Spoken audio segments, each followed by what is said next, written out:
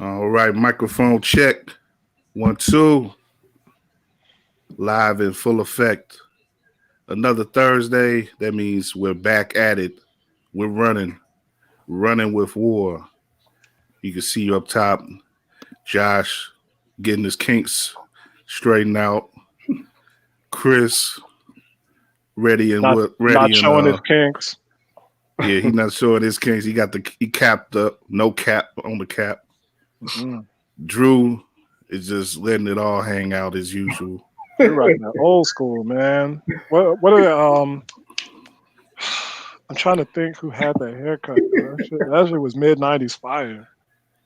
No, Like, he looked like Kid in the third house party okay. movie. That's who he looked like, Kid in the third house party. Josh trying to be Kid in the first. Look at Josh right now, man. And me, I'm just happy to be nappy. As usual. Cause you got I'm going Sandy Spurs. I'm gonna do That's me. I I'm can't. gonna do my revolutionary look because you know the Fred Hampton movie about to come out. Whoa, So man! I wish we could talk about that. But we can talk about it on other shows. You know, we gonna talk. We gonna do some stuff on it. But yeah, I'm definitely that's coming out on the 12th. So it's definitely looking forward to that. But yeah, it's Black History Month, so I don't know. We always always keep we making Black history all year round. Every year. So it's always how we do. So we always in that state of mind. But Drew, I see you put up some nice little unknown, not necessarily unknown, but underrated Black history figures on your IG and stuff like that, man. That's a good look. Yeah, just learning and trying to help others, man. A lot of times we get bombarded with the same figures over and over again, and while it's good to know about the guys and ladies who are at the forefront, it's other people in there too, man. Other people that have contributed to where we are as a country and society as well. So just trying to spread it. Just trying to spread All it. right. And we talk about this is a basketball show, so we're in a space where Black brilliance is is always at the forefront, and you gotta definitely give it up to the brothers who have put the forefront, paved the way for us, I should say, in both on the court and off the court, and yeah, just like I say, just give it up, man. Keep that mind state of Black history and Black appreciation for every month. Every 365. I like as far as underrated or understated Black history facts go. I would love to know who was the first brother in the league who felt empowered to cuss out a white lady at you know at on the court because for a During a while game, during the game because in the early days even a thorough dude like Bill Russell couldn't have done that. It couldn't have been that early, and you had some brothers who had to deal with stuff that just take it on the chin through those first couple of decades. I'm thinking it may have been like maybe the late 70s or something, back when the white folks was like, well, the white folks was starting to see how wild the brothers was getting coming from the ABA and stuff, and the brothers was getting the big froze and everything, and you had some wild dudes coming from over there, and I think somebody like a Bad News Barnes or I was something. gonna say Marvin Barnes. Probably did. They probably heard something. It was like shut your cracker ass up, cracker. And, Do y'all know the definitive Marvin Barnes story? Mm-mm. They were in the ABA. I don't know if he was. I just read this again. He was with St. Louis or Virginia, and they had a flight to Kentucky to play the Colonels. And he got to the airport, looked at the itinerary, and it said that they took off at 8 and got there at 7:55. And he was like, "Huh?" It's like, how's this work? And they explained it. He's like, it's the time zone. It's the time change. And he's like, I don't fly on nothing that goes back in time. And he rented a car and drove to Kentucky. I mean, That's some old country logic right there. I don't fly nothing that go back in time. that's up there with Sean Whiteside. What was that last year? Talking about moving out the country and going to Hawaii. Yo, man, that's some of that stuff. What did Common say? Found it hard to imagine he hadn't been past downtown. That's like logic, yeah. Yeah, you ain't never left the hood thinking like that. Or when on the wire when they drove to Philly and Bodie was like, "There's other radio stations." Yeah.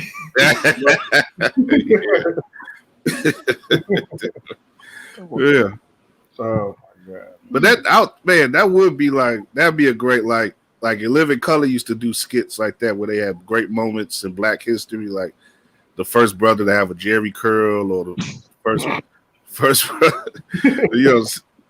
wild shit like that, and that'd be a good skit, like just the first NBA player who just was like F it on a white audience, white member of the audience. Mm-hmm. I mean, I can see. I would imagine that was like a harrowing thing. Like it had to be the point where it was like, am I gonna be worried that they gonna lynch me or not? Are they gonna jump on me or not? Did it happen in Boston? Did it happen in an obvious place like right. that, or did it happen, in a less, place with a lesser reputation? I don't know. But of course, if you follow NBA, I'm sort of referencing what happened this week with LeBron and who he later named Courtside Karen. And I think in the minute I want to bring up the whole I think it was the article that you brought us, Josh, about the Tom Brady and his reputation not being befallen because of his links to Trump. And I sort of putting that in the context of the NBA, and we'll do that in a second. But a lot of that I think stems from the reputation or the just the way that a player like LeBron James has carried himself in his career, being outspoken, being not afraid to step into controversial positions that would be deemed controversial by players, by star players of previous generations. To see him in this position on Monday, I think it was Monday, right? Yeah, in Atlanta.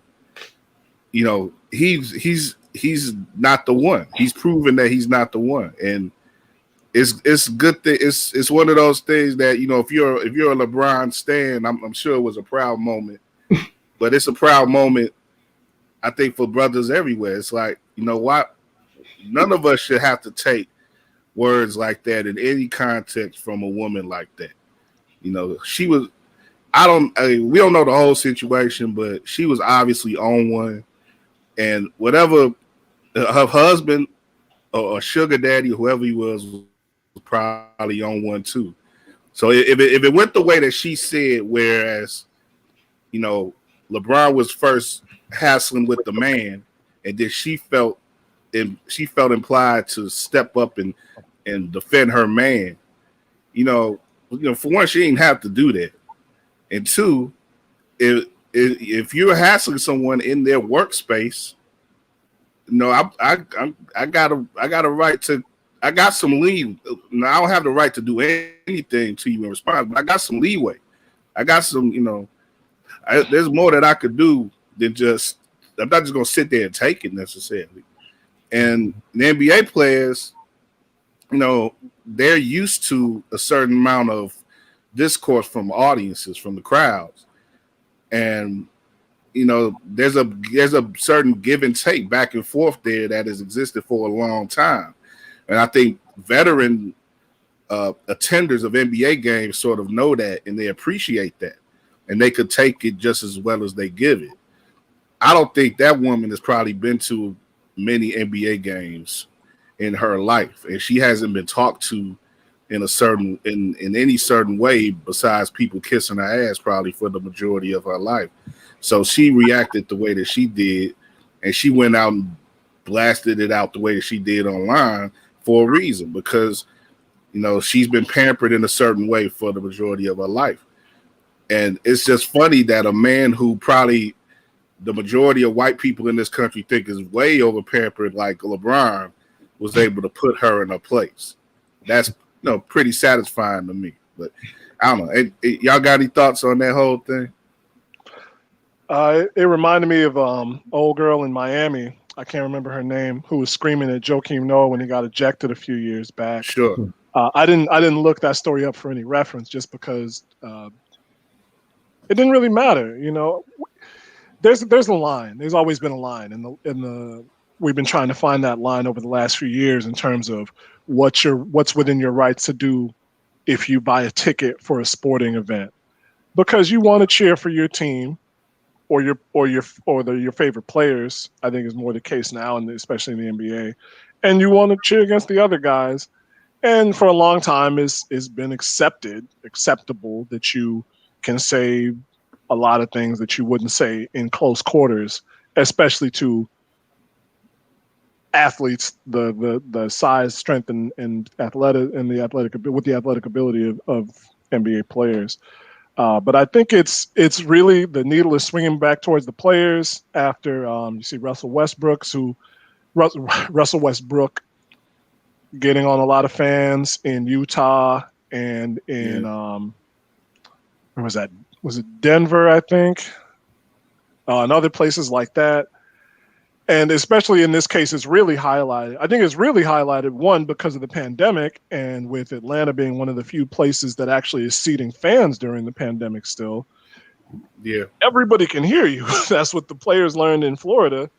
Everybody can pretty much hear you. The broadcasts are getting better at piping the sound in such a way that we're not getting all the swears off the court, and we're not getting all the swears off the sideline, but people can hear you. So the security guards can hear you, the ushers can hear you, the players can hear you. So if I wanted to go to, like, hypothetically, United Center, or in this case Phillips Arena, is it still Phillips? Is it State Farm Arena? I can't even remember what sponsor. I think it's State Farm Arena now. Okay, cool. If I wanted to go there and call LeBron a punk, which I've been calling LeBron a punk for years, people are going to hear me. So I'm going to limit it to punk and not some of the verbiage I've used in the past when he flops and tries to get calls. In this case, it's highlighted because it's a white woman who was sitting courtside, and I really don't remember what she said, so I can't quote it, but you got to be smarter, man. If you want to do so, be creative. Be creative with your heckling. Even those dudes that Isaiah Thomas was mad at, it was all right, but they called him short. He's been here and he was short his whole life. It just got to him that one time. Be more creative. Be more creative. Talk about LeBron's ball spot. But I love that point. I love the couple points you made too about being able to be heard in the arena environment that we have now, and it makes me think. Both of those points made me think of the guy. You probably remember this guy, the guy in Washington. Yeah, Robin Ficker. Who was for so long was known as like the most notorious fan, most notorious heckler in the league. And he was notorious, but the players appreciated him because he was indeed creative with what he did. He would get book excerpts, and he would read up and study the guys and know, like I say, really pinpoint his heckling. And he would, I don't know. I think he wouldn't curse. I think that was his thing too. He wouldn't curse. He wouldn't curse. And he was. There was a thing where and players back then, they were rougher and more. They were rougher in a lot of ways than the players today, and they were able to take a lot more. But they would give him back to him too, and they would. But you never heard of him being kicked out or about to fight with a guy. Maybe if he was doing it today, maybe he would be scrapping with Russell Westbrook. He probably be scrapping with Russell Westbrook as a member of the Wizards today. But But back then it wasn't no hassle like that. He, like I said, he'd do his thing, and the players appreciated him, and he got his notoriety off of that because of what he did. And like I say, players understand the environment that they're in, especially the veterans. When they play enough of a time in the league, they understand, and it takes a lot to take them off to knock them off their square, to take them over an edge. So, like I said, it goes back to me with the woman, and how impetuous she had to have been, I'm sure, and how again, just presumptive, and it's just everything that you wouldn't want in a fan nowadays. The privilege that's involved in that is just distasteful. And I'm like I said, it's in Atlanta. Atlanta acting like they don't care about nothing. We know now the All-Star game is gonna be down there. Now I wonder, they should bring her back for the All-Star game and have her have all the dunk contests be trying to jump over her head or something like. Well, Josh, Drew, you got anything you want to add to that? I think you guys pretty much hit the nail on the head. I think it's funny, just the level of disrespect nowadays, man, shown to athletes in general. Again, I think LeBron is probably the most polarizing player that I've had the opportunity to watch, and just people just come at his head just nonstop, man. Whether it's social media or live in person. I think somebody's one of his opponents' family members in the bubble got into it with him too. I want to say it was Boston. I'm not sure which player, but there was an incident. I think I remember what you're talking about. Yeah, there was something in that game too. So it's nothing new for him.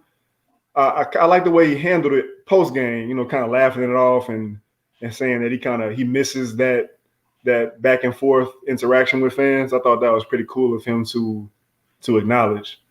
I know he got some more flack for that young lady and her husband being thrown out of the game. People looked at him as if he was the one that coordinated the whole thing, where I think it was just a decision made by the personnel at State Farm rather than him, putting the onus on them to get them out of there. Mm-hmm. Yeah, so much of it. I think it does stem from his history and his politics as they were. I think people look at him as a target in a lot of ways. I don't know if those people down there were Kelly Loeffler voters, but they very well might have been, and But go ahead, Josh. I was just gonna say, let the man live. We've been through this before. He'll respond the way you want to respond, but you'll be chill about it. But it also shows you miss fans, and at the same time, you got to be that stupid if you're the only person in the stands and you are yelling that loud, hoping someone can hear you. I mean, there's nobody there. So, people, be smart, don't be dumb, and if there's alcohol involved, you already know how it goes. Lower down on the drinking. Definitely, be responsible. But yeah, it's interesting to me though. I do think that a lot of flack that LeBron gets and certain players in the NBA get, it stems from their willingness to speak out on behalf of their people and speak out on behalf of people in general who don't have the same type of platforms that they have. And we all looked at a piece this week that Josh brought to us on our text chain. Nancy Armour of USA Today wrote about Tom Brady sort of getting less flack than he deserved, or getting a free pass off of his established support of Donald Trump in the past. And we're up on this Super Bowl week, another week where he's being heralded as one of the greatest team athletes of all time, the GOAT quarterback and all that. And I guess she had a reason to I think definitely rightfully so, bring that to attention that for athletes of his type and of his complexion, they rarely, if ever, have to speak up on and back up their thoughts or their political leanings or whatever, however they express them in public. And they rarely, if ever, have to speak on behalf of their race and the actions that people who represent who with in many ways align themselves with a Tom Brady, the actions that they would take, no matter how despicable they may be, up to and including raiding raiding the capital of the United States. If there's a bunch of black folks doing that, we can imagine how the NBA players of LeBron's caliber would have to respond to that. They would have to respond on some level.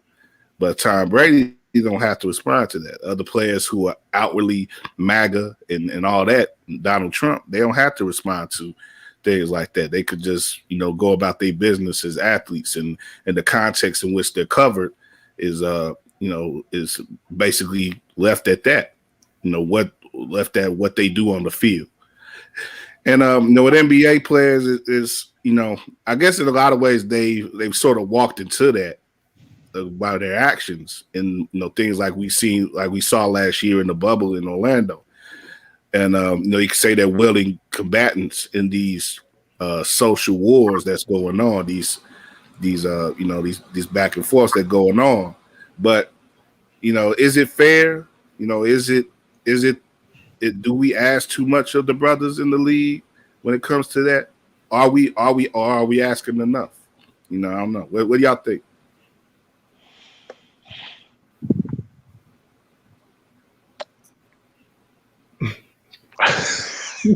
You stumped us, man.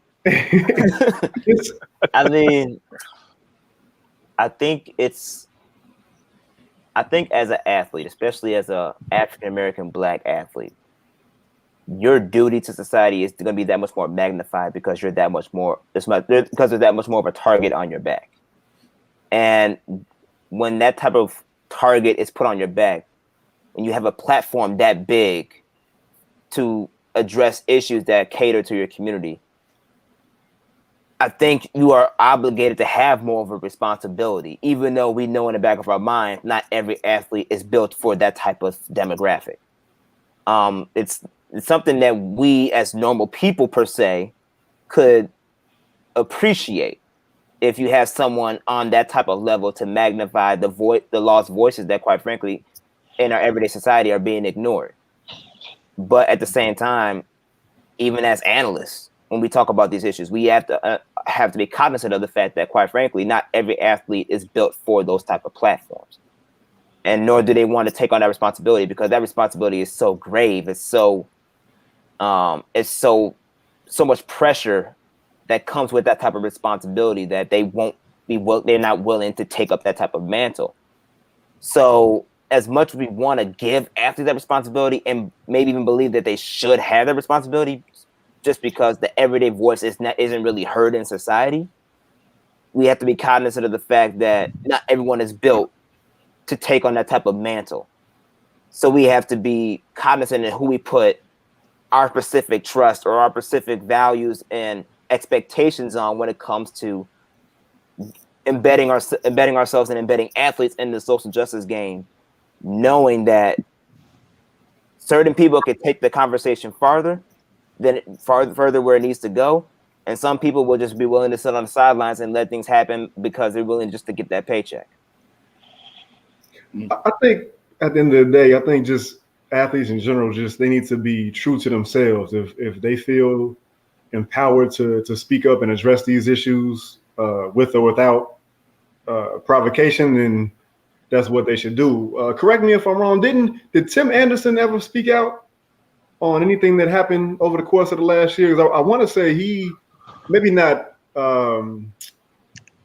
widespread, but I feel like in some of the circles that I'm in, some of these chat groups, like he was getting a little heat for not coming out and speaking up.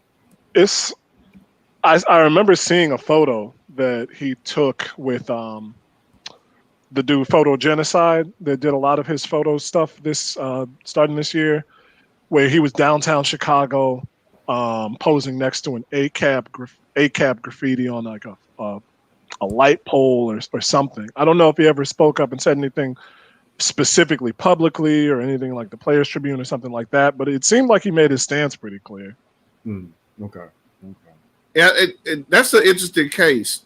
It's interesting that you brought that up, Drew, because I think, if whether or not Tim has been particularly vocal in the specific things that happen, like outside of the playing field, outside of sports, you still could look at him as an agent for change, especially within his sport and the the standards and the the whole just the whole rules of his sport, written and unwritten, in the way that this sort of restricts a certain type of cultural expression.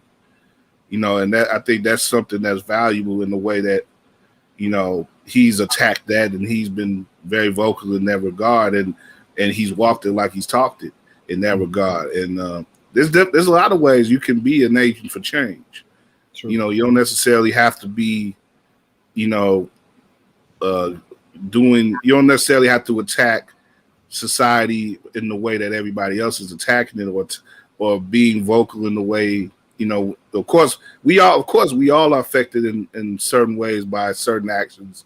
When we see brothers getting shot and abused by the law, and when we see our politicians not representing us right and everything, but there's a lot of ways that we can change things within our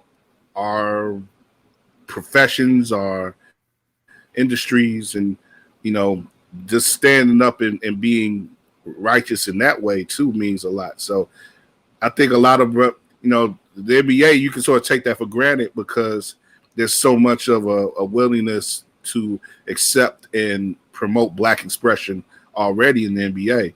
But it's a whole different thing in a sport like Major League Baseball. And you can look at it too in other sports like a Naomi Osaka in tennis, another sport that isn't always welcoming to pure Black expression. And I think that's why a lot of people admired what she did over the past summer. She sort of combined the two in regards to her being outwardly Black on the court and also bringing to people's attention specific instances of specific rallying points, specific people who we need to really mention and really amplify what they've gone through, from George Floyd to Tahir Rice or whatever, having the names on the mask and everything, and speaking out people's names in interviews after she won tennis matches and stuff. So yeah, it's a lot of ways to be an agent of change, and it shows how meaningful those platforms are as an athlete when you can be on national TV so much and everything like that. Sure. And Naomi Osaka, go ahead. No, Yeah. she put in. I think she put in for ownership of an NWSL team, the Women's Soccer League. Yeah, I believe so. Yeah. And she's under 25, if I'm right. That's incredible to me.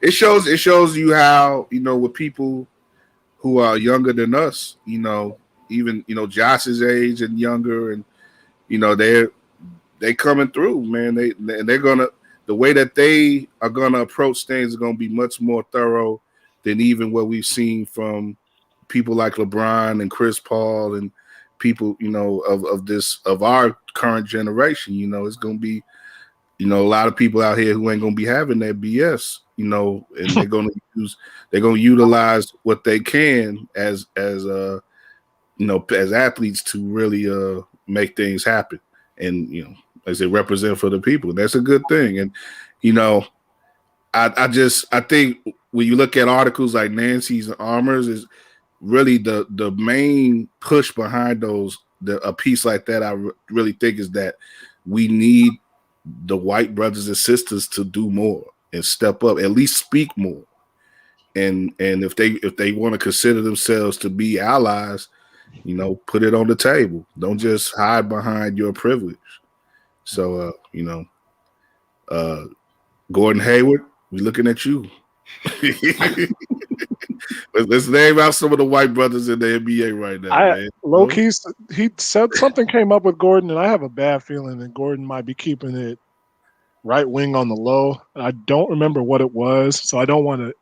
There's always some little jokes about him, man. Yeah. There was something specific came up, and I remember saying, I was like, "Is Gordon Hayward right wing? Like, is he super right wing like that?" Just because you're from small town Midwest doesn't automatically make you that person.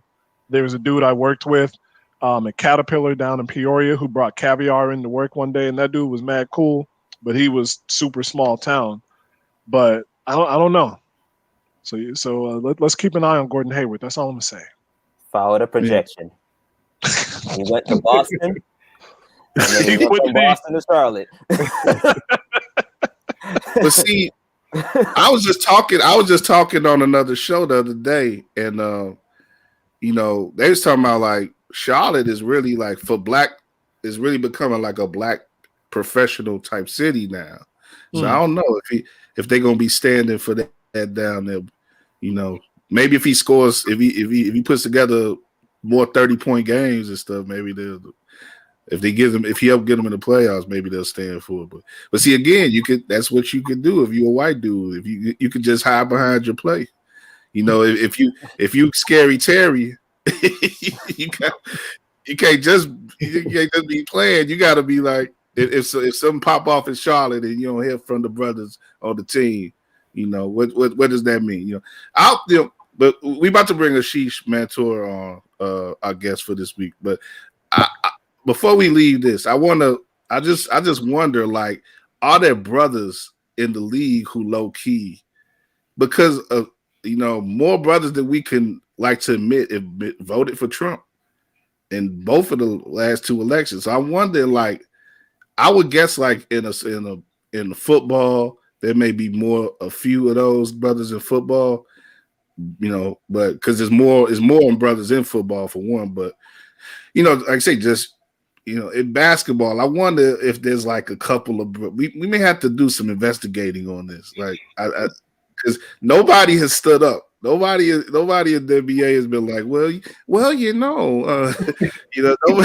nobody has been like, Trump, the economy has done well under Trump. Nobody is took that risk, and I wonder if anybody ever would, like, if anybody would stand out like that. That'd be a hard road to hoe. Yeah, man, it's like PR suicide, man. They didn't want to get out.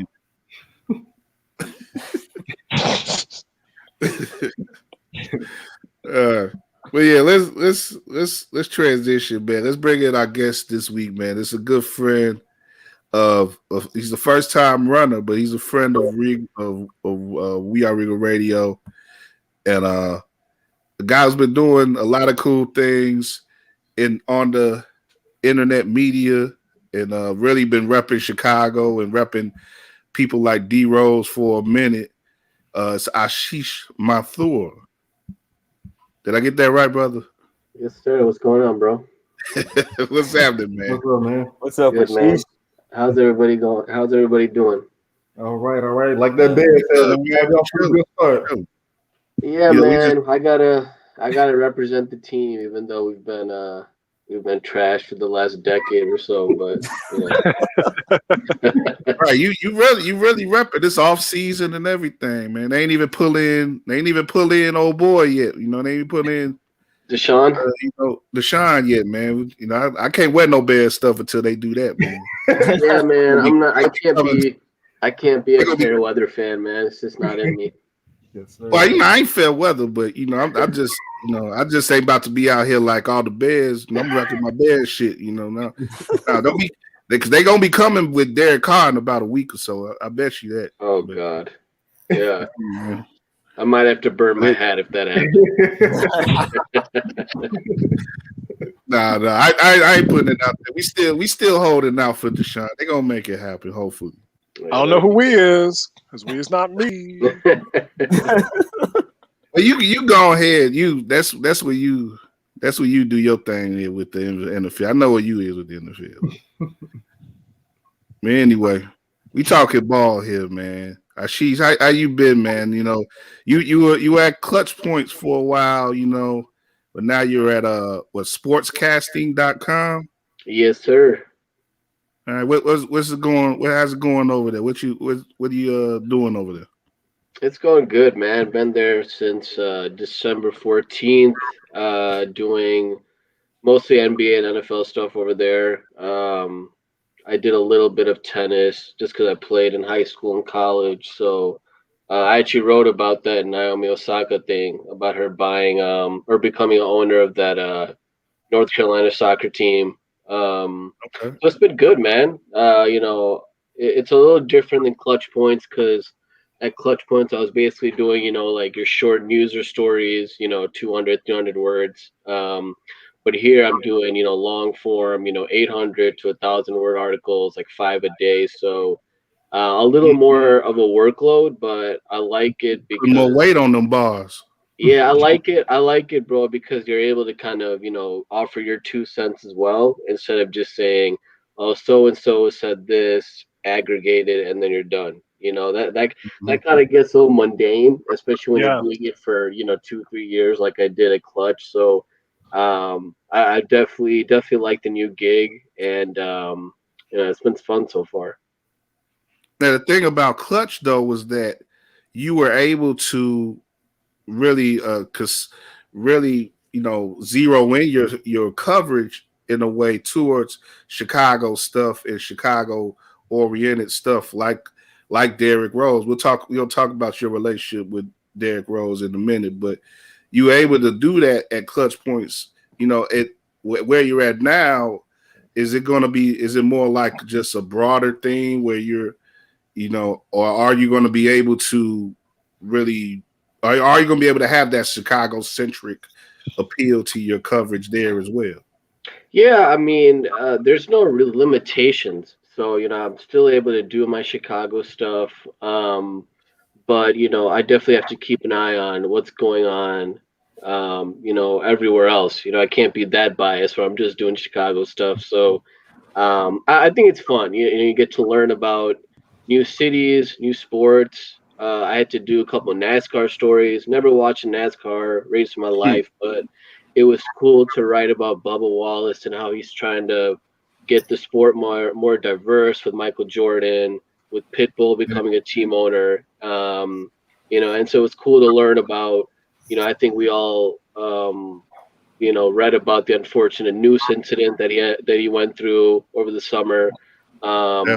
And so it's been unique to kind of see how he's handle his adversity and overcome all the obstacles that he's had to overcome. So obviously, I'll never stop writing about Chicago and football and basketball, but I have enjoyed kind of diversifying my portfolio, which I think will pay off in the long run. Gotta diversify your bonds, like Jesus said. Yeah, for sure, man, for sure. Yeah. Yeah. So how did you come up? Give us a little bit of your background, man, for our audience as well, who may not be as familiar with you. I think me and Josh definitely met you through School B, and The legend. yeah, and he put us on to you, and he was, like I said, because of the way that you worked at Clutch Points, so much of that was, a lot of consolidation, a lot of bringing together stuff from other blogs and everything, Right. and that included School B, Mm-hmm.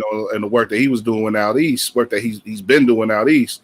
Was that something that was that something that you had anticipated doing when you got into writing, or how did you get into writing first of all, and how did you get to Clutch Points?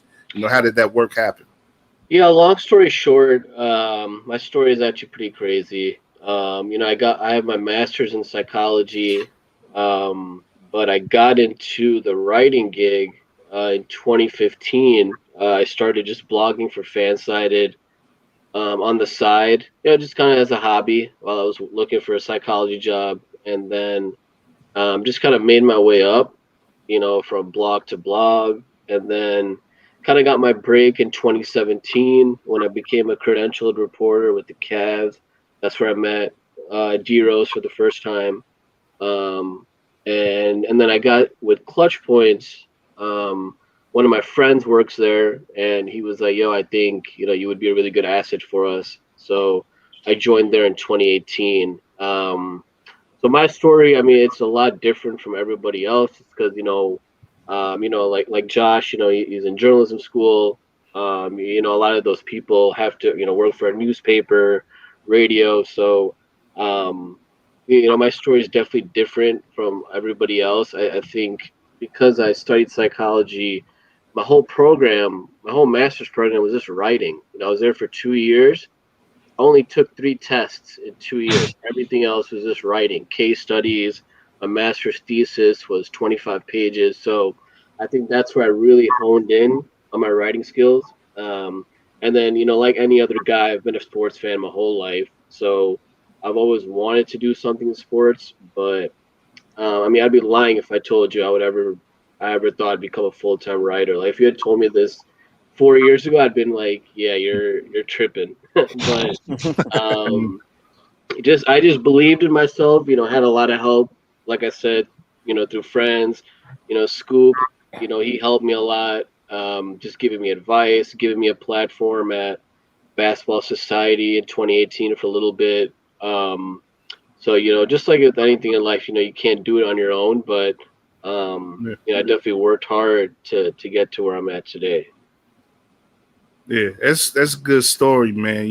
Just it shows how it really speaks to the way that the business is today. A lot of people sort of talk down on that because it seems like just anybody could get into the game, but that can be a good thing as well because democratizing our outlets and allowing more writers and more different voices to be put on it can be a good thing as long as you have that sort of right spirit and that right work ethic, where you bring pride to what you do and you're not just out here talking stuff and getting being a gossip hog or doing whatever, just making noise. Someone like you really respects what's the craft of writing and reporting. Definitely makes you somebody who was easy to root for. So I look appreciate forward it, to man. seeing. Yeah, man, definitely look forward to seeing how you progress and everything, and definitely wish you the best as you go forward in your career. But drawing back again, though, you're a Chicago bred guy, so you've rooted for Chicago sports all your life, and that's informed a lot of, again, like we said, a lot of your previous work. You mentioned the significance of meeting Derrick Rose a couple Mm, years back, and let's speak to that. Like man. us all being Chicago guys, we're all Chicago guys, and we all have our different. Me and Drew and Chris to an extent, we can reference the '90s a bit more. Sheet, I think you're more closer to Josh, so whereas the post dynasty Bulls, you pretty much have Rose and everything else. Right. So, how significant, in your words, would you say Derrick Rose has been to your, coming of age as a basketball enthusiast, and why, and how, what has it meant for you to be able to interview him and cover him in a certain way for national uh, platforms like Clutch Points and stuff like that. Why is it so important for you that people don't forget? Because you were repping him during the time we spoke to this last week too, Mm-hmm. and almost cussed out the whole state of Utah about it. But there was a time where everybody was down on D Rose, Right. and he's returned in quite a bit. He's returned. He's gotten back his honor in a lot of ways since then. Mm-hmm. We've all loved seeing that. But there was a time where he was like people was throwing dirt on him. It's Yeah. steady, and Still you happens. was one of the guys. Yeah, it's still. I'm sure you see it. A lot still, but you were repping him throughout that whole point, and I'm sure it has to make you feel good that he's a respected player, at least on the broad sense, he's a respected player once again.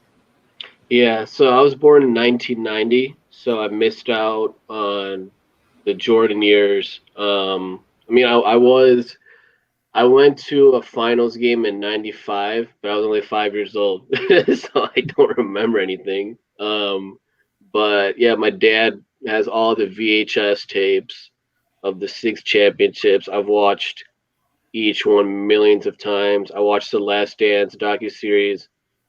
I'm not even exaggerating, guys. Like I've literally watched it episode 1 through 10 like 30 times. Like I'm not even exaggerating. Like I love it. Um, but yeah, the Bulls have been terrible since Jordan. I mean, actually, Kirk Heinrich and Ben Gordon were my favorite players before Derek got to the Bulls. I heard about Derek at Simeon when I was. You guys are all from Chicago, so I went to middle school at Morgan Park Academy. Mm. And I heard about Derek when he was a sophomore at Simeon, and I was in seventh grade. And one of my friends was like, "Yo, we got to go take a bus to Simeon to watch this high school kid play." And I'm like, "Yo, I'm not taking a bus to see a high school kid play. That's not happening. I'd rather watch Ben Gordon and Kirk Heinrich play tonight on TV." And he's like, "No, man, this kid is the next big thing. I promise. Like, I'll cover the bus fare, whatever." I was like, "All right, whatever." He said he would call. Hold on, hold on a second. Yo, back then the bus fare was still $175. Yeah, man, I was in seventh grade, bro. I didn't have any money on me. So we take a bus to Simeon. We get there. I forgot who they were playing, man. The crowd is packed. We have standing seats only. And my friend like pointed out Derek, this light skinned kid. I'm like, this guy, dude, like we took a bus to see this guy play. He You does wrote up this, bench stands for this. he does this ridiculous like 360 dunk and warm ups without even running, just like stand still. I'm like, oh my god.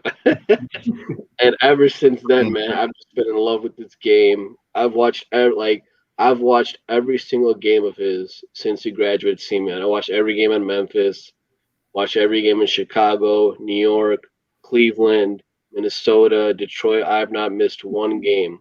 And I mean, he's my favorite player of all time. Like, obviously, Jordan's the GOAT in Chicago, but like, my whole house is Derrick Rose. I have all of his signature shoes. Um, when I met him in Cleveland, it was very tough because as a reporter, you have to be professional, right? Can't ask for an autograph, can't get a picture. So when I met him and shook his hand, like I was like, all right, I'm done. Like, I don't have to do anything else in life. I just met my favorite player, and like we talked for like 5, 10 minutes on the side. I was like, yo, I'm from Chicago. He was, oh, where are you from?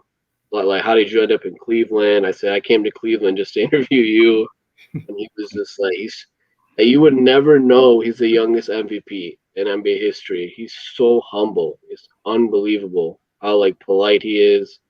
And like you said, Kyle, it's tough being a Rose fan because what he's been through since winning MVP is like it's just not fair. I mean, 4 knee surgeries, 1 eye surgery, 1 elbow surgery, traded twice, cut once.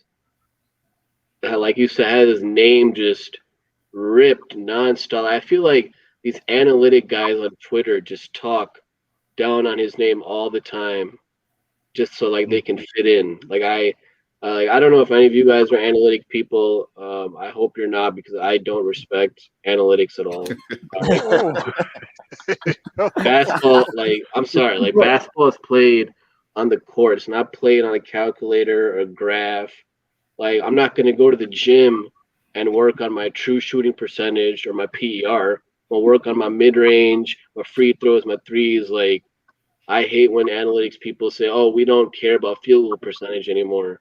We only care about true shooting." I'm like, how does that make any sense? Like I don't get that. Mm. So like rocking with Derek throughout this whole period, it's just been tough, but I just never gave up on him. I always knew that basketball is about fit and opportunity, and I knew once he got that opportunity to play again, and like people forget he averaged 18, 4, and 4 in New York as a third option, and he shot almost 50% from the field.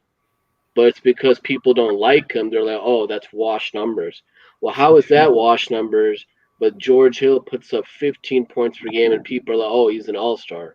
I'm like, if you don't like him, just say it. Just say Right. it. Don't like have some BS analysis where it just doesn't make sense. So I've been rocking with him forever. When he scored 50 points against Utah, I had so many reporters hit me up and they were like, "Yo, we're so happy for you because you're the only guy we know who's rocked with him from day one." I was like, "No, there's a lot of people who've rocked with him from day one. You just don't know." Yeah. Like he's And eighth they're in All mostly Star. here. Yeah, he's eighth in All Star voting this year, and he hasn't even played well. Okay. But that's just how much people love him because his story is it's relatable to everybody. Like just not giving up. Like how many players would have given up after the second surgery? I mean, you already have generational money.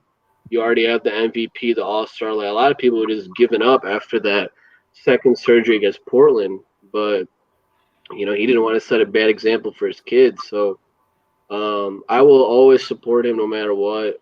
Meeting him was the best moment of my life. I mean, I've interviewed LeBron, KD, Bradley Beal, John Wall, but like none of that compares to Derek, bro. Like it's just different when you're from Chicago. Like he's like Definitely. Isaiah Thomas said, like he's Chicago's favorite son. Like he can do no wrong in our eyes, and I pray that the Bulls trade for him so I can see him in that number 1 jersey one more time because he does not look right playing for the Pistons. It just does not look But right. and that's the conversation I want to get into as well. Mm, Like it's right. Like at one point, I was like, okay, he's with the Pistons. Okay, that's cool. He may have a chance to really get his numbers back up with them and do some things. And he's had some nights. He's had some stellar nights over there. But like yeah, he this played well year, it's last been like. year. Yeah. Last year, like he had some real good nights over there, but this year it's like he's disappearing again. And we Yeah, we talked a week or so ago about guys who we really want to see move around the league right, now. Everybody's talking like everybody has this sympathy for Bradley Beal right now. He's sort of like the one guy who people look at and say, no, you got to move out from your situation. But right. we all stick with Derek, and Hmm. like you say, him being in Detroit seems like a waste right now. It's terrible. He played really well last year. He averaged 18.1, shot almost 50%. I think the last game he played last year before the pandemic at 31 against Phoenix, the game winner. Um, yeah, he needs to get out of Detroit ASAP. I thought he got traded a couple days ago because he was a healthy scratch against Utah. So I was like, oh my God, please let there be a trade in the works. But Dwayne Casey made something up. Oh, he had a upset stomach or something. Um, so I've been praying every day that he gets traded. I want him to go to the Clippers. The Clippers need a point guard, especially in the playoffs when the game becomes a half court game. They don't have anybody to organize the offense and tell Kawhi to go there, PG to go there. That's why they lost to the Nuggets last year. Um, I know I'm actually the only Rose fan who doesn't hate LeBron. A lot of Rose fans hate LeBron after what happened in Cleveland. They all think, oh, he was the one who got him traded and whatnot. So I wouldn't mind seeing him on the Lakers again. I do not want the Knicks to trade for him. So you think they would have because LeBron was a guy like drawing back too on that 50-point game in Minnesota. LeBron really did speak highly of D Rose in that situation. I think he called him like a superhero or something. So you think they do have that type of relationship where LeBron would want him for a stretch run? It's possible. I mean, the Lakers wanted to trade for him last year, but the Pistons were asking for too much. They were asking for I think 2 first-round picks or a first-round pick and a player. And the Pistons said, "No, we can't." I'm sorry, the Lakers said, "No, we can't do that."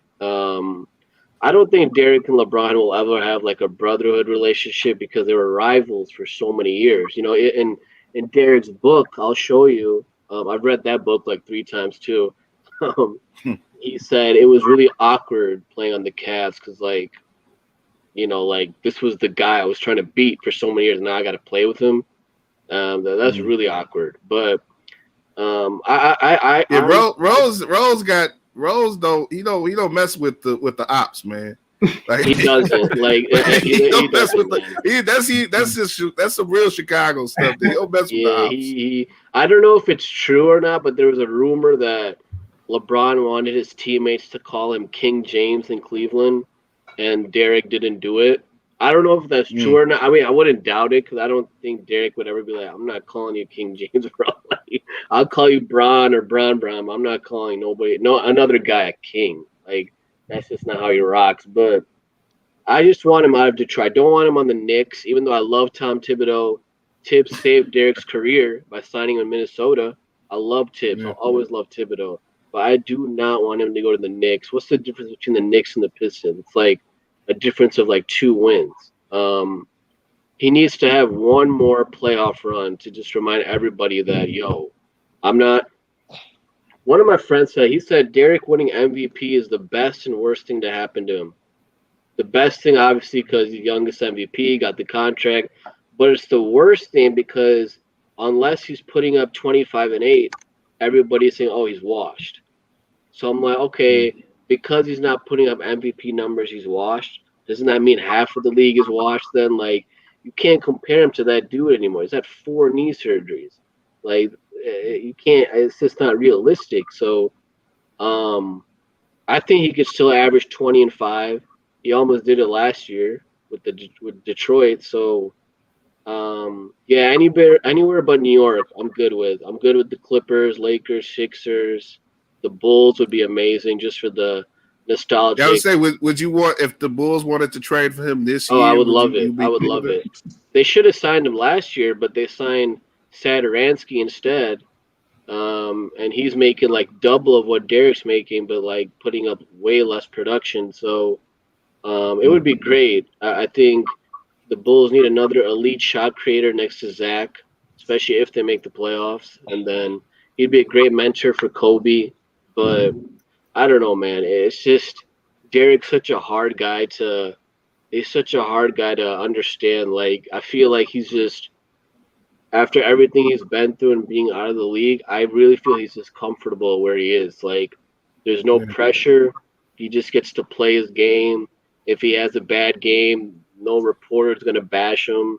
You remember in Chicago, the last couple years, Joe Cowley and Dan Bernstein were just killing him, bro, for everything. I think that really hit him. I think that almost traumatized him. Real. I think D Rose is just, again, we're from Chicago, so I'm gonna say this is just Chicago in him. He just wants to hoop, man. He don't care if it's for Detroit, the last place team in the league, or for the Lakers or Clippers. And I'm sitting there, as you were talking, you spoke about the Clippers and the Lakers. I'm like, man, where else could he possibly go? And I thought about Milwaukee. He would be a nice. Oh my God, that would be. But they traded so many draft picks to get Drew Holiday. I don't think what could they possibly offer the Pistons? They also have DJ Augustine right in the second unit, so there might not be a fit there. That would be a great spot. Oh my God, great spot. Yeah, man. And honestly, I just want him back in the playoffs. What's the point of playing? Like you said, he wants to. Exactly. What's the point of putting up 18 to 20 for the worst team in the league, man? What's the point in that? You'll have the analytics people saying, "Oh, they're empty numbers," whatever the case may be. So let's get him in the playoffs. Let's get him in the playoffs. He's shown, unlike so many players, in that old school way, that when the lights are bright, he raises his game. Yeah, He playoff does D that Rose, in the way different that, animal, for sure, man, yes, for sure. I mean, They're gonna have to move him though, because I mean they made that trade for Jeremy Grant, who is having an outstanding season. mhm, You know, outside of the expectations that were placed on him when he went there from for Denver. sure, man. But then they drafted Killian Hayes, who's injured. But I mean, so what's Derek's future there? You know? That's what I'm saying. Like, and he's a free agent, so you can't risk losing him for nothing. So yeah. I bro, like I've been praying every day, like just get him out of Detroit. No Knicks again. Thibodeau, I love you, man. Like you saved his career. I love you forever, but no, I can't deal with those fans and bloggers again. That one season in New York, I got into so many fights with people on Twitter about. I'm like, what other player is averaging 18, 4, and 4 as the third option in the triangle, with Melo taking 30 shots to get 20 points, with Porzingis being 7 feet but doesn't even know how to post anybody up? Like, who else is doing this? And Derek even said it himself. He was like, what other point guard in New York has averaged the numbers I averaged since I left? Nobody. So, Ashish, I got to ask you one thing, because I didn't come up the same way. I actually missed out on seeing Derek in the state championship because I was at Bradley in Peoria, and my bowling coach told me, he's like, "Yo, you need to go see Rose," and I was kind of the same way you were in 7th grade. I was like, "Why do I want to go see a high school basketball game? I'm in college. Like I'm in college to get away from high school," and I didn't know, and so I could have gone to see Rose for like $5 and yeah. missed out. Even though I know that was not the best championship game in Illinois State history. Oh, that was ugly. That was Yeah, ugly. still missed that one. But I made so many Bulls fans in Peoria those 3 years from from '08 to 2011, just Right. telling everybody like, you need to watch Bulls games. You need to watch this dude. This dude is the truth. This dude is somebody I haven't seen do things like this since Jordan. And he was doing things that, it's in a different way. If you talk about basketball as jazz, Coltrane and Bird and Adderley aren't the same.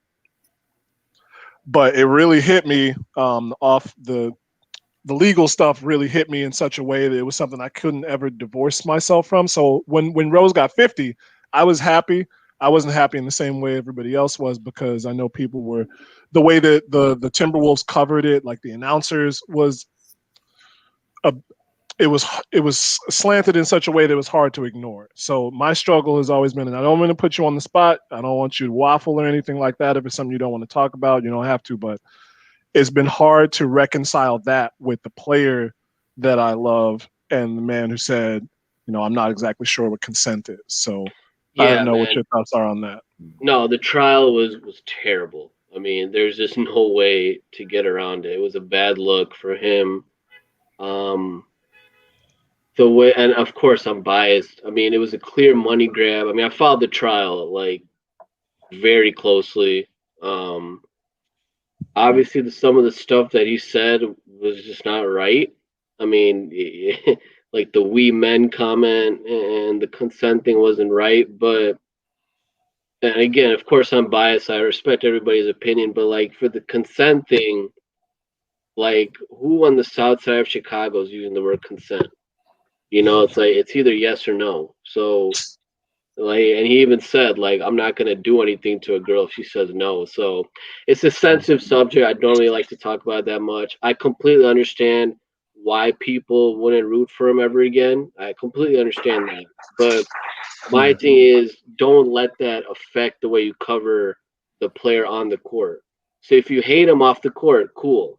But if he's giving you 18 and 5 in like 20 minutes a game, you can't say oh he's washed, because that's just That's fair. not.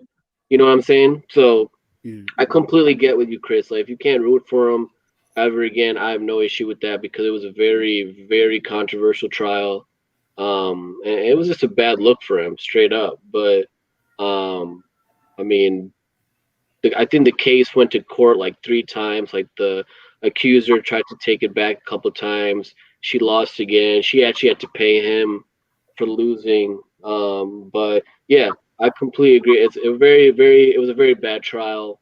It sucked that it had to happen, and um, Yeah. I don't think I don't think he'll ever be able to get like. There's people who are always going to bring it back up, even like 20 years from now, like if he becomes Hall of Fame eligible, because it was just so, especially with the Twitter and Instagram and Facebook, like everybody knew about it. You know what I'm saying?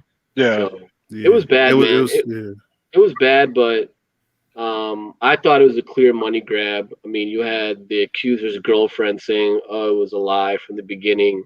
So, but I think if Derek didn't say those two comments, his image would be a lot better. But again, I have plenty of friends in the South Side of Chicago, and they don't speak that well either. So, I mean, Yeah. I'm just being honest. Like they don't speak that well either. So, Well, we're from there. So for the most yeah, part, I think all of us, Right. I think it's for us. Derek is so identifiable in the way it's hard to not, it's hard to not have some sort of empathy for him in a general sense. But you can't let yourself, once you get to a certain point in life, you have to exhibit better self control and better decision making. You have to do better, with the people around you. You can't be. I think, and from the details that I saw from that case, I think he was exhibiting a little bit too much of a follower's mindset when he should have yeah, been he more of a was leader. immature for sure. He was very Yeah, immature. I think he's yeah, grown and learned from that. He's a very mature soul now. right. But yeah, it was tough, man. Like whenever your favorite player goes through something like that, it's bad. I mean, there's no other way around it. And so again, I completely understand why people want to root for him again, but there's a reason he went to trial instead of just paying her off. You know, a lot of people have just paid Avery Bradley. I don't know if people know this, but Avery Bradley actually paid a girl to be quiet about rape a couple of years ago, but Mm, because he's not Derrick Rose, it didn't make the news. Mm-hmm. right. Man, that's criminal. Darren Collison beat his wife, but that didn't make the news because he's not Derrick Rose. Chris Porzingis Oh, got accused, that one I got did know about. Yeah. but that was trending for like a week, and then it just went away, because again, he's not Yep. Derrick Rose. So again, it Yep. was a terrible case, but my thing is, if he had actually done it, it would have been a criminal trial instead of a civil suit, and he would have just paid her off. But he said in his book, "Yo, I went to trial because I knew I didn't do anything wrong." Um, but yeah, it was bad, man. Like I just hate talking about it. I'm glad that you brought it up because I think it's good for me to address those kind of things. So like I don't completely be biased in everything I do with Derek. Um, Mm, like when he plays bad, like I'm the hardest dude on him. Like some of my reporter friends are like, you can't be that biased towards him. I'm like, I'm not. Like when he plays bad, I like this year he's been terrible. Like, and I've told everybody that. Like he's just been bad this year. I don't know if it's because of the pandemic or he's just not feeling Detroit anymore. He's had maybe like 4 good games this year. So I think I've definitely gotten better in that because during his last years in Chicago, like even if he would play bad, like I would somehow find a way to defend him. Like, oh, but he's playing with a broken eye, or Jimmy Butler's being an asshole, or blah blah. Ashish, I'm glad you brought that name up because never mind LeBron. What I want to know is you being such a staunch D Rose fan, how do you feel about Jimmy Butler? Oh God. Oh no, no. All right, all right, all right. That's what I want to know. Damn. All right, all right. Here's the truth on Jimmy. Those 2 years where Derek was hurt, I love Jimmy. I was like, yo, this dude is amazing. Then 2014-15, when he won Most Improved Player of the Year, I was like, finally, Derek has another running mate. We're going to the finals. right. And then that whole thing with the Cavs happened where the ref cheated in game 4 and gave Talk the about Cavs it. the ball. After Derek had tied the game, Jimmy messed up on that closeout on LeBron. I don't know what he was doing there. So yeah, Drew, I hated Jimmy Butler. In 2015-16, and 2016. So like when all those reports came out about Jimmy doesn't respect Derek's work ethic and got him traded, I was rooting against Jimmy so hard.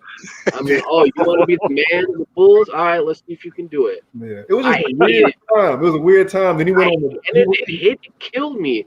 I mean, Yeah. I love Jimmy. Like, what a story for him. Kicked out of his house, homeless, went to JUCO, faxed his letter to Marquette from a McDonald's. Like, I love Jimmy Butler. But, bro, I hated him so much when Derek got traded to New York because I'm like, you're the reason my favorite player doesn't play for my favorite team anymore. And when Derek first came back to New York, or when it came back to Chicago with Joakim Noah, and the Knicks won, and Derek had that ridiculous layup over Jimmy to close out halftime, I was sitting right behind the Bulls bench. So when Jimmy walked back to the locker room, I was cursing the crap out of him. I'm like, yeah, this is when I was just a fan. I wasn't writing. I was talking all types of crap to Jimmy because that's what you get for getting Derek traded from the Bulls.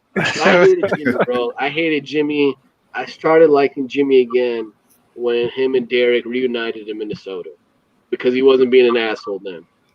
You know what I'm saying? Yeah. That whole thing was weird with It Jimmy sucked, man, because like, and he's telling them that he doesn't think that they can play together, but you guys play two different positions, so I don't.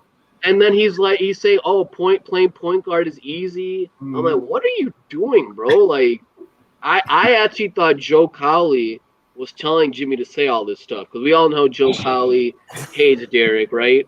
And Jimmy and Joe Cowley are like this. Like, Jimmy's always feeding him scoops and stuff. I'm like, what are you doing, Jimmy? Like, Derek bought you a $12,000 watch when you made the All-Star team. Like, he basically matured you when you first came into the league during the lockout year. Like, why are you doing this, bro? Like, this is awful. So I hated Jimmy. I rooted for the Bulls to lose. I rooted for Jimmy to suck. But he's really good. Like I was like, damn it, man. Like when he scored like 56 against Toronto, I was so angry. I was like, God, I hate this guy. But I started liking Jimmy again in Minnesota. It seemed like him and Derek had kind of put their stuff behind them. And then I was rooting for Jimmy last year in Miami in the finals when he went toe-to-toe with Bron. But no, Drew, I hated Jimmy Butler. And there's a lot of Rose fans. Like Josh, me and Josh follow each other on Twitter. There's a lot of Rose fans who still hate Jimmy Butler. Oh, yeah. Because they'll never forget that he's the dude who got their favorite player traded from the Bulls. So forever. I get it. Like now that I'm 30, like I'm like, all right, I can forget about it. But I hated Jimmy, bro. I used to hate Jimmy Butler. Unless Jimmy Butler comes back here and wins the title, that's gonna forever be the case, man. You're always gonna have that faction of fans that just, could care less about Jimmy.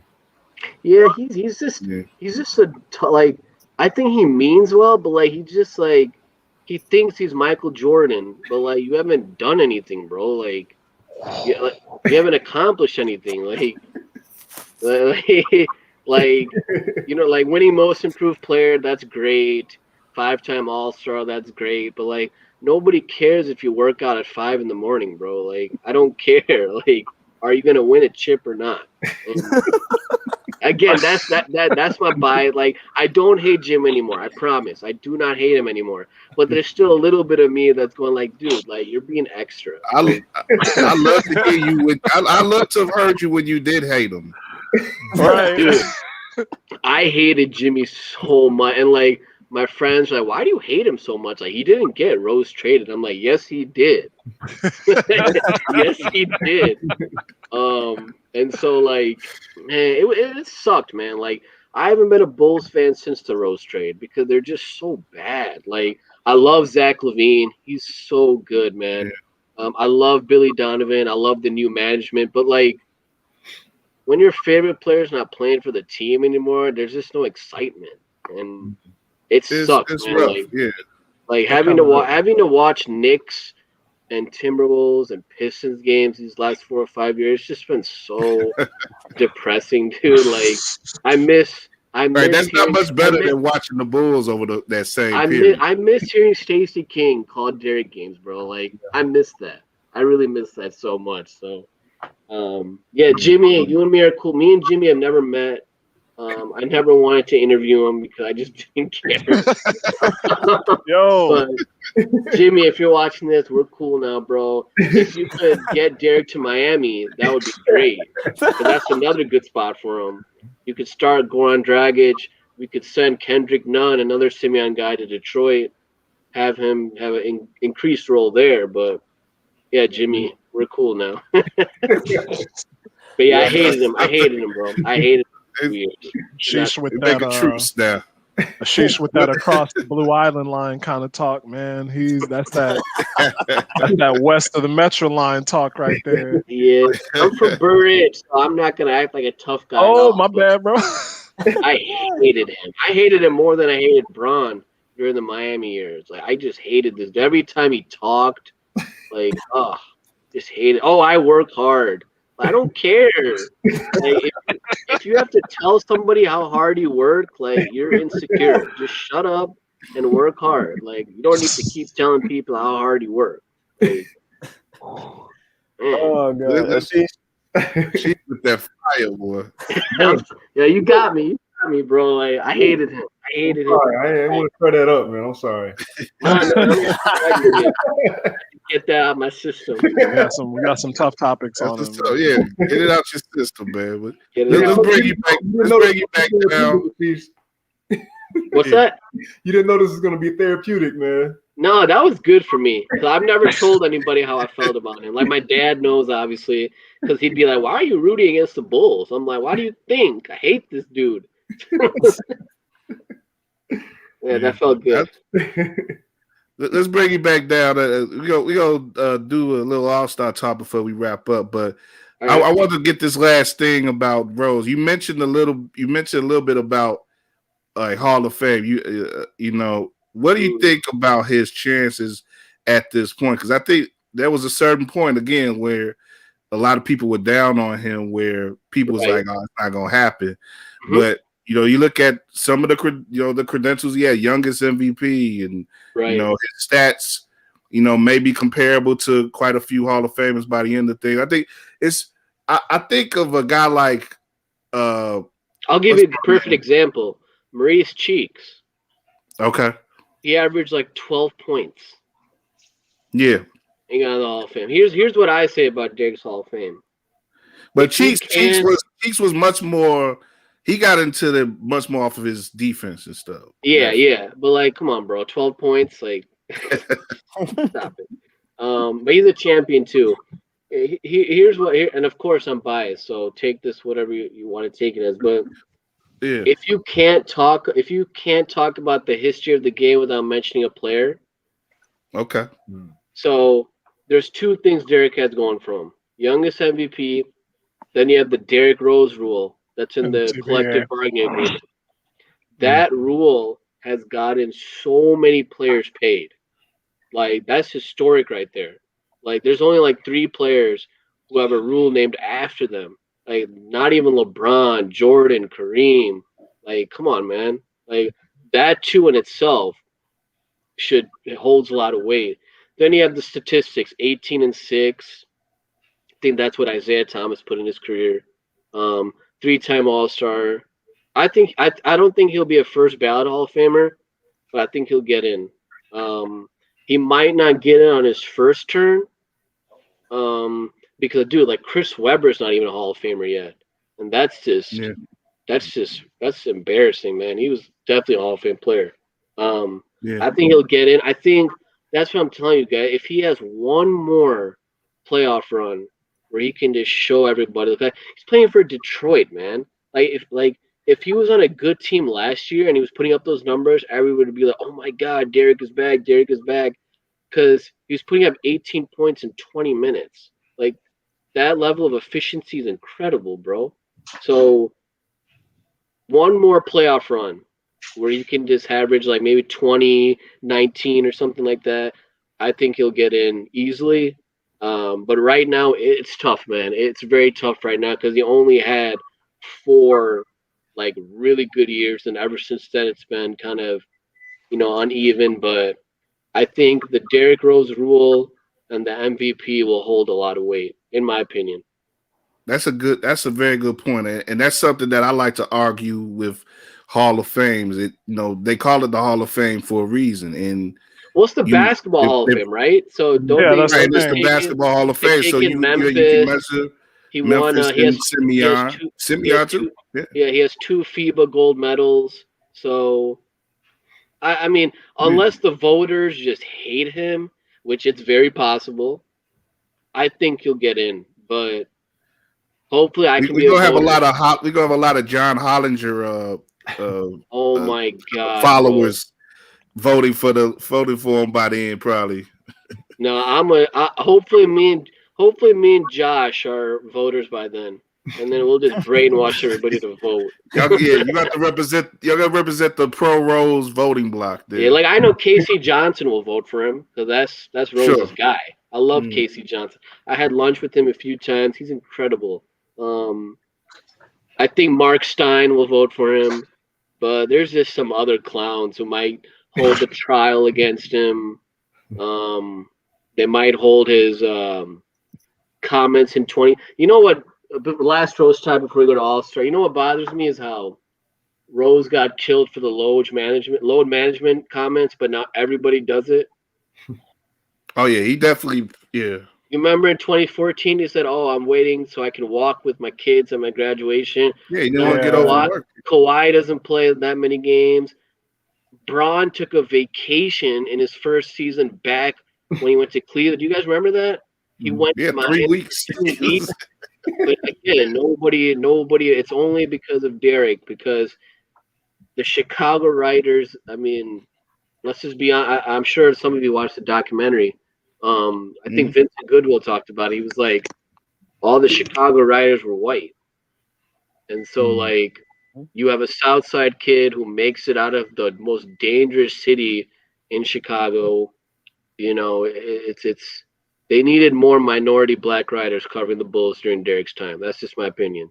I, Um, I I agree with that. I can Yeah. agree with that and Definitely, and that 100. was I'm glad definitely. Vincent Goodwill said that because he's from Detroit, so he has every reason to hate Derek. But he made a great comment in there's the side of Chicago that's rooting for the kid, but then you have the white business guys who are like, yo, he's making 20 million a year. Shouldn't he be playing? Well, how is he supposed to play if he's not cleared yet? Oh, but the doctors cleared him to play. But if he doesn't feel comfortable playing, he shouldn't be like that whole ACL drama was just, oh man, that was just. I mean, as anybody Yeah. who's played sports before, like if you're not ready, you're not ready. And how are you supposed to miss the whole season and then play in the playoffs? Like, how does that make sense? Right. Somebody explain that. What he really what he really been worth that playoff seed? That He was would one have of been the things I he would never have been understood about that terrible. seed. Would have been Yeah, terrible. Like Sam Smith said that, legendary Bulls writer Sam Smith. He's like, how do yeah, you expect a guy to miss a whole year and then just come straight to the playoffs? yeah. But Like see, and that's you, how I and you know see, if yeah, like that's how I a know lot, if you know the game of basketball or not. Like if you're just saying, "Oh, no, just plug him in, he'll be good," you don't know yeah. hoops, bro. Like I'm sorry, But it's mad meatheads in Chicago, man. It's like, it's and the that's city like of haters, bro. City of it's haters. city of hella haters, like It's the Kanye city of said. haters, man. It's the best city in the world. I love it, but it's the city of haters, bro. Like just mad hate all around, bro. Right. It can be definitely. When you don't live up to a certain storyline or what, Mhm. and like like we purport us, we are a tough city, and we have a lot of tough people here, but not everybody is that tough. And when you're a sports star and you don't live up to that certain level of toughness, that's Yeah, what I think a man. lot of that had to do too. Like they wanted him to. A lot of people wanted Derek to play until his leg fell off. It was like, come on, man, we not asking that of the real folks ain't asking that about him, man. You just want to see him sacrifice himself for the Bulls. I No, mean, there was a Bulls get fan. your money, and survive your career. There was a Bulls fan who sued him because he said Rose not playing has made me obese. I don't know if you guys remember that. I do kind of I remember did that. Yeah, hear that was that. weird. Yeah, I'll send you the link, Josh. It's from Wow. the season he sat out. Yeah. Some fat white dude sued him because he said you not playing has made me obese.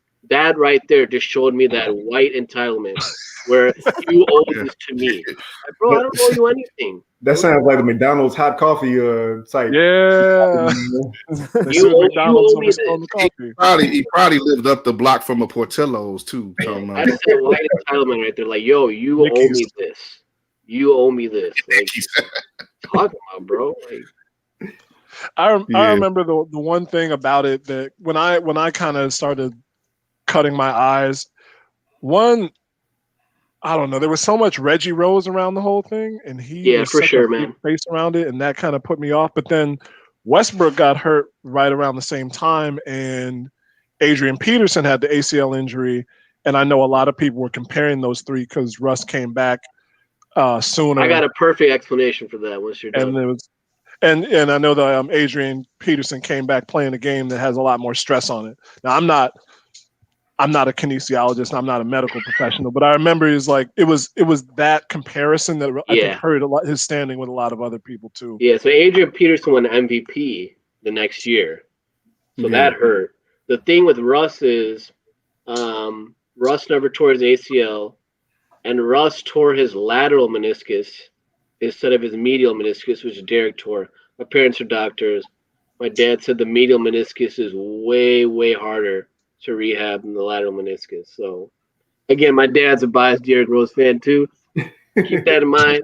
But Russ never tore his ACL. But I get the AP thing was, even I was a little shocked by that. I'm like, damn, how did this? Yeah, 'cause that was less than a year, right? Right, How that did was this dude come back and win the MVP? That wasn't just ACL. I want to say I think he tore all the ligaments in his knee, didn't he? At least ACL one. and MCL. So Yeah, that all was- that athletes was- are created equal, you know. Yeah, yeah. And, I mean, Adrian No, they're not. Peterson- Yeah, you're right.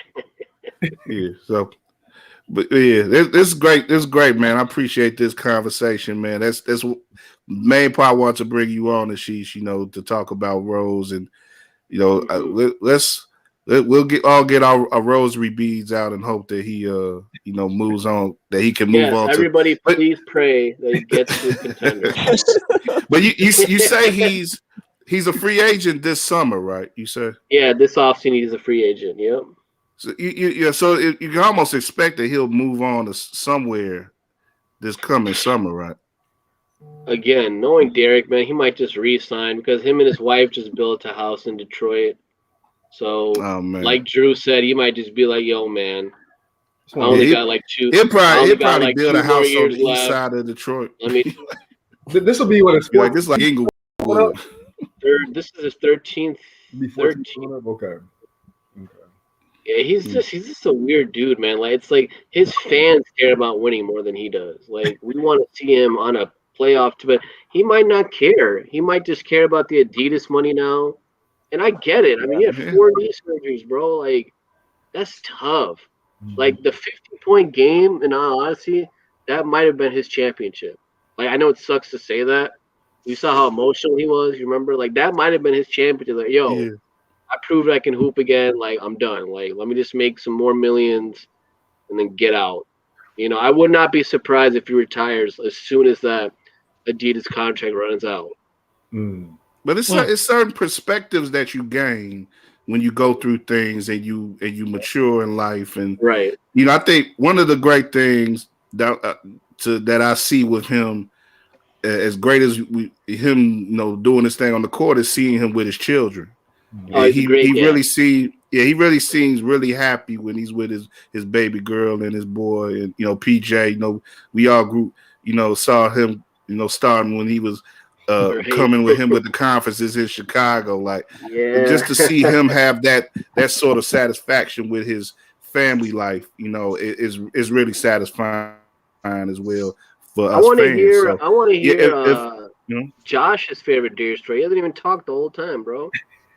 Man, I'm just listening to all the other stories. But my favorite Derrick Rose moment, because my first time actually seeing him was let's go around, Josh. You can start it out. You go around. Yeah. When my first time seeing Derrick Rose was actually the state championship game. The second or the senior year or junior year? I want to say it was senior year, because I think he signed to Memphis by then. Yeah. I didn't stay for the whole championship game per se, but I was at the night before when they played Marshall. Mm-hmm. And I remember him driving. He did some type of crossover, drove down the lane, posterized some dude, and won. And I was right behind the board, and I was the first thing that painted in my mind was like, God damn, who's this nigga? Like, because I'm young as hell, watching this explosive dude right behind the backboard, and he just posted on somebody like quick as hell. And I'm like, jeez, like who is this dude? And then obviously following him through Memphis, where he was. I think college for him was just unfair. He was so far ahead of everybody. He couldn't even shoot, but he still was the best player. Swear. And then obviously going to the pros and doing what he did in the pros. I think I'll always remember Derek as the transformation guy of the point guard. Because if D Rose stayed healthy, there was nobody in history or even in the league that was as fast, as quick, as strong, and growing efficient as someone as the face of a franchise in that point guard position. People talk about how Russell Westbrook is a super great guy. D Rose was the original guy before Russell Westbrook took that at least somewhat of that mantle. And even D Rose's game at that time just doesn't even compare because of his acceleration. His skill set was so unique. Floater game too. Floater game, everything. Like he was literally that point guard that would change the game prior to other guys like Stephen Curry, and the game changed overall. But I think the favorite moment for me, when you talk about the overall in general, was when he made that bank shot against Cleveland. Oh man. And that was great. That was great. And it was because for me, like it was like the comeback story for me. Like he was coming off those injuries. Obviously, he had Jimmy Butler that was on the rise, but it was still Derrick Rose's team.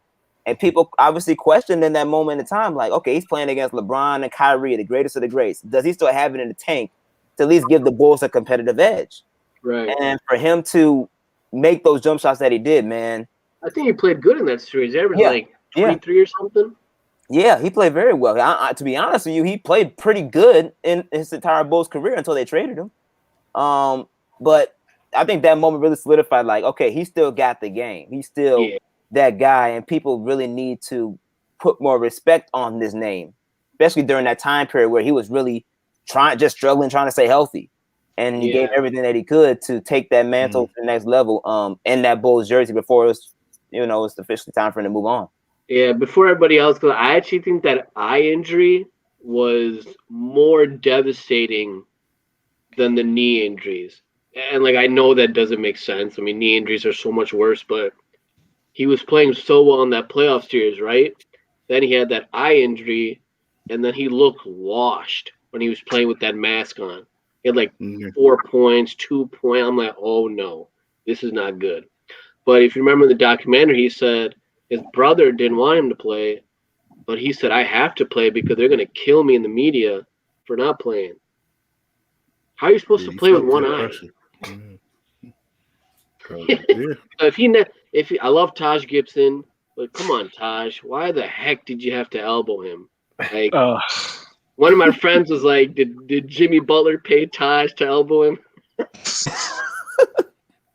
That's tough, man. It was dirty Jimmy. I hated Jimmy so much. But go ahead, man. Go ahead. Let me, me, Drew. Chris, you want to go? Go ahead. Drew. I got to throw mine in here because I got to jump off. It's crazy because I remember specifically I was at they had like a Dave and Buster's knockoff down in Peoria, and I was watching the Boston game. I think it was 2012, maybe. No, because Rose was out then. It wasn't. It might have been 2011. It might have been the 2010-2011 season. But he went in for a layup against Garnett and Pierce and turned a 180 in midair. You know what I'm and just flipped it up like off the backboard, soft as you can. And it's one of those plays where you say it's like if you go outside on the playground with nobody around and you try it like 10 times, you might miss it 10 out of 10 times just trying to do the same thing. Incredible layup, dude. Oh, my God. And that's not the best one. That's not my favorite one. The play earlier in that season where they lost to the Knicks, it's wild that they lost that game. But Rose is on the left side of the key. I was at this game. Tony Douglas is guarding him. and everybody cleared the side out, and it was the first time I think I remember watching a game and being like, something horrible is about to happen to this dude. And he just accelerates past Douglas. Danilo Gallinari comes up for the help defense, and Rose just elevates and He floated past him like a soap bubble in the air, and just yammed it. And that's not the best one. The dunk over Joel Anthony in Game 4. Oh gosh! When he crossed over and then went and looked like, is he gonna? And he's like, how is he? Because Joel Anthony was blocking everything that playoffs run that Miami had. Going up, man. And he just yammed on him. And that's not my favorite moment. My favorite Derrick Rose moment. I was at all these Peoria moments because during the prime, I was still down in Peoria. I was at a place called the Field House across the street from Bradley. A saxophone teacher was there. Steve Heineman. Shout out Steve Heineman. He's one of my favorite guys ever. Brilliant clarinet saxophone player. And he's just holding like a Coors Light. And we're watching this game against Milwaukee. It's coming down to the wire. And both have black jerseys on. And Brandon Jennings, who was rest trying in to peace, Brandon Jennings. Was trying to make his name. Is got Rose one-on-one on the right side, and Delphine. They got Luol Deng. And Luol Deng, let's not forget what Luol Deng did. They leave him alone on the left side just to like double Rose in zone. And Delfino's out there with his arms out like this. And Rose probes twice, cut in, step back, just inside the arc, and nothing. And there was a guy in the crowd that they cut to, a dude who like kind of a narrow face, balding dude who's just like sitting there like shaking his head, like he knew. That's when you see the moment unfolding before you, and you know what's going to happen, but you're 300 feet away and you can't stop it. He knew Rose was going to drain that jump shot, beat the Bucks, win that game. And so Rose doing the chest pound, that wasn't my favorite part. Scal coming off the bench with his finger up, that wasn't my favorite part. My favorite part, and I wrote about this, it wasn't even that. Like Stacey, it wasn't even Neil saying, "Oh my God, it's over," with that disbelief. It was literally that dude in the crowd who was just like, he knew it. He knew it. It was that moment where it was just like, I saw Candace Parker with the Sky, and she hadn't scored all game until the fourth quarter. And there was a moment where she took the ball on the left side of the block and just faced the basket. And immediately I knew she was going to score. You just knew it. Like, no matter what she did, if she hit the jump shot, if she posted up, she was going to score because she had the look. Rose got that ball and he had the look. Didn't matter what his percentage was the whole game. And that dude in the crowd knew it. And we all knew it. But it was so sweet watching the ball go through the air because, you don't quite know, but you know. Yeah, that's my favorite Rose moment. I'll never forgive that feeling I'll never of forgive the impending basketball gods, man. He should not have gotten hurt. But right, I feel for y'all. I feel. But you got to go now, Chris. Yeah, I got to jump off, y'all. She's been fantastic, man. See you, man. Nice meeting you. All right, we'll see you next week, Chris. All right, Chris.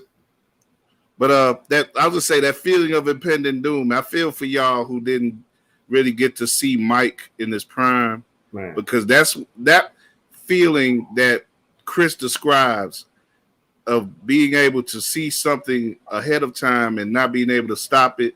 That's what Mike did to so many teams. And we got to see that in so many regular season games and playoff games, not deciding games and not even the games that you remember, but just the regular games where, okay, it's time to turn up. It's time to finish this team. We got something to do. We got to head out on Rush Street, man. We got some business, man. We ain't. There's no overtime here. There's no seventh game here. That's what Mike was like so many times, and like Rose, he was the only Bulls player that provided those sort of feelings since Mike, and that's how special he was, man. I say right quick, my moment with him was a game winner. The Christmas game win over LA in 2011. Like, it started out the MVP season. He was feeling himself. He was like, why not me? It's gonna be me. and he proved from that first game on that it was going to be him. And you juxtapose that with the way that season ended. You don't want to think about that even really, but the way that began, that was such a special season. I thought we were going to win the championship that year. We probably would have, but he was ready. He was ready, and he proved it. He did it over Kobe and the Lakers in that game. Mm-hmm. And I was at a Christmas party, regular Christmas party with my family, and we, you had the shorties up in there, like, oh, they was all about Kobe and stuff at that point. I was like, look, we got something here in Chicago, man. Don't forget it. That it was one particular annoying one. Like he was like, oh, he's just about Kobe and the Lakers. Then Rose came through on. I was like, yeah, see, boy, that's what you get from rooting against the crib. And that was a satisfying feeling there. But Drew, you got one right quick? Yeah, just sympathetic guy, man, sentimental guy. That's just a 50-point game, man. Like to go through everything that he's been through. She's just kind of laid it out for us during this stream, man. To keep fighting, to keep pushing through, to have that mental toughness to continue to go through these rehabs, to go from team to team, to endure all the mudslinging, that's been on your name, and to deliver a 50-point game in Minnesota, your highest total ever, like against the team that cut you. Exactly, like yeah. and then just the response of the crowd to him, that. And in turn, his response to that, like all of that is just, it's the makings of like the best movie ending ever, man. Even and she said it probably did feel like a championship to him, man. To be able to persevere, to make it back to that point, it's just something truly special, man. And I'll never forget that. And if you ask me the same question tomorrow, I might have a different memory for you, but that's where I am today. Yeah, no doubt. Yeah, it's good to we talk about giving people their flowers while they still here. I think for all the challenges that he's had and the setbacks, I think he's had some moments where he's known that he is really appreciated around the league, and definitely he's returned to Chicago a couple times and he's gotten a lot of love here. He knows he's appreciated here by the majority of folks. Right? Yeah, that's fair. Right. Yeah. I was there, man. That was bad. That was rough. Booed. That was rough. He was getting booed. There was people behind me saying, "Quitter." I'm like, oh my god. and then he comes back the last 2 times, MVP, standing ovation. Well, what happened to the quitter talk? That's another thing. Those be those front runners again. When they see a guy doing well, then they want to act like they was with him all the whole time. But yeah, I won't ever forget those. That first game, man. I was like, the whole crowd was booing him. I was like, damn, dude, this ain't right. Yeah, but yeah, we gave D Rose his flowers here, man. We appreciate. Yes, sir, man. I appreciate you. Yeah, we appreciate you helping us with that, Ashish, man, and definitely look forward to bringing you back on the show. I was gonna get into some All-Star stuff real quick, but we just say right quick. Yeah, you can get to it. Oh no, yeah. We ain't gonna spend too much long on it, but I know the initial first fan voting have returned, and looking at the East, look at the Bulls where they sit. You mentioned Derrick Rose being 8th in the guards. Zach LaVine is 5th in the guards voting, just under 500,000. He's got Jaylen Brown, James Harden, Kyrie Irving, and Bradley Beal above him. It's gonna be tough. You look right below Zach too. You got Trae Young is right behind him. He's a very popular player, and of course Rose and Westbrook is 9th. Ben Simmons is 10th. Like it's I wonder which Drew just wrote a piece. You can see it on our new Substack. We give our first plug for that. War Ready is our Substack. You can see a lot of new writings for us on there. We still got the website, weareregalradio.com, but we're going to try to do a lot more instant reaction type stuff and everything, and do some more off the cuff type writings on our Substack site.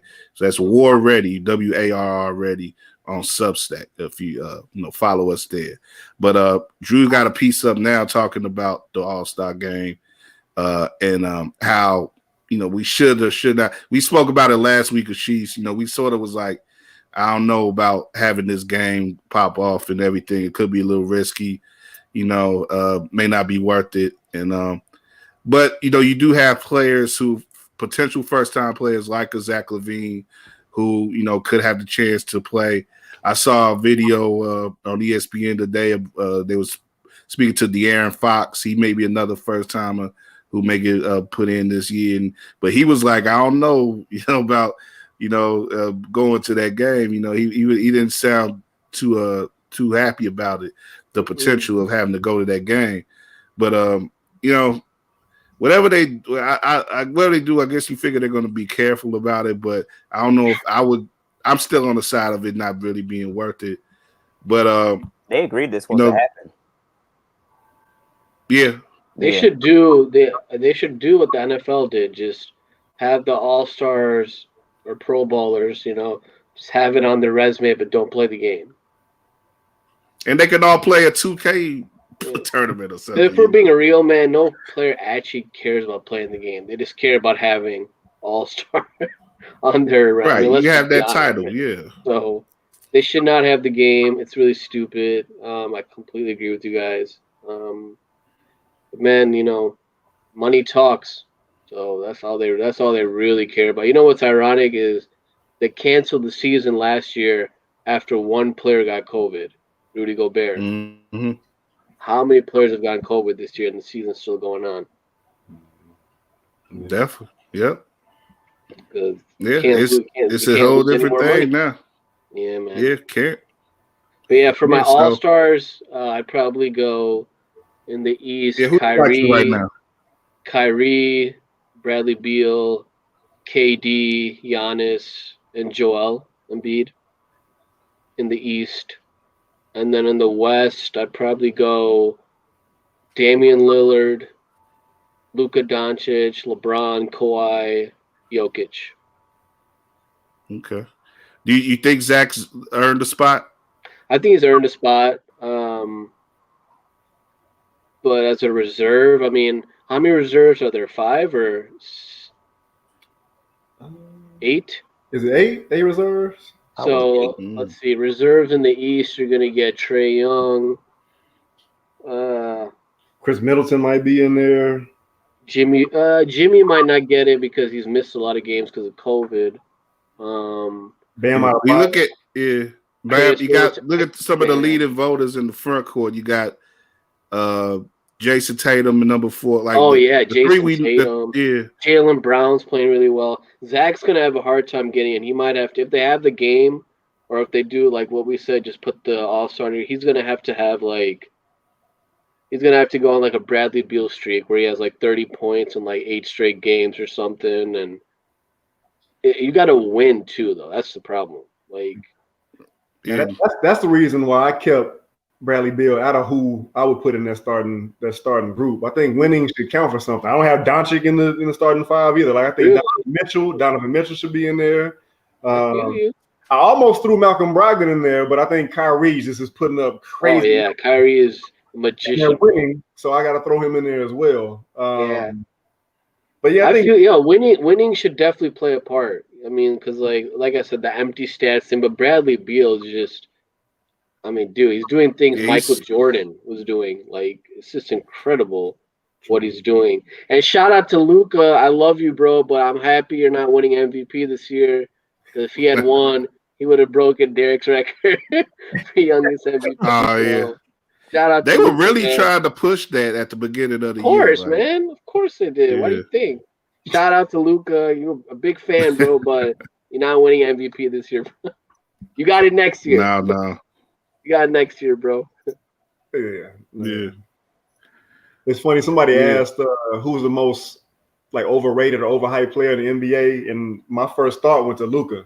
No shade, Luka's nice, but just the media coverage, right? Yeah. Yeah. That's what Mhm. overrated is. It's not the players bad. It's how the media just puts them on a pedestal and haven't done anything yet. So, Sir. like Jimmy Yeah. Butler. No, I'm joking, Jimmy. I'm joking, man. Man, you Oh doing like man, Paul Pierce in the club, man. Several stab wounds, man. right. I'm joking, man. He's All like that each of the hate. Heyman 3 on him right now. But anyway, Josh, you got any thoughts on the All Stars right there? Yeah. I mean, if I had to choose right now, I would probably go Kyrie and Bradley Beal to go with Kevin Durant, Giannis, and Joel on the East. In the West, I probably would go D. Lil and Steph, and then LeBron, Nikola, and Kawhi. That's probably You got how. two point It guard sounds lineup. legit. Yeah, it Nice. sounds legit. Are they doing East I, versus West this year, or is it like Team LeBron versus Team Giannis, or whatever the case may be? That's a good question. I don't yeah, know. I I don't know. Yeah, they haven't really said Okay. if they're gonna do the captains and the picking and all that. I guess they probably will if they're gonna have the game. So, Right. and the They should have leading the retro voters as of again. now are Bron and Durant. So putting Durant in that position is going to be interesting to be picking. It's Two best the players in the last world. couple years been Giannis, but yeah, Durant gonna be he gonna be me mugging like a mug through that whole process, Yeah, man. putting them on TNT and stuff. Oh God, that's gonna be awkward. That's gonna be very. Yeah, it's gonna be very awkward. That's Charles Barkley's fault though. Like you just talk too much.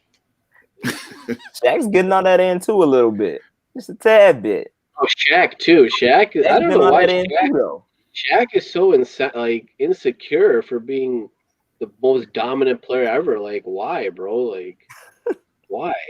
He's really been on one the past couple I weeks. get the Rudy Gobert hate. I get that because he's probably jealous he got all that money for being 12 points. But like the Donovan Mitchell thing from a couple weeks ago, like that was just so awkward. Like why? Like I don't know why these old guys hate the younger generation so much. We should be proud of that they're putting the game on notice. But yeah, I love Shaq, but he's really starting to lose me a little bit. He just sounds like a hater, to be honest with you.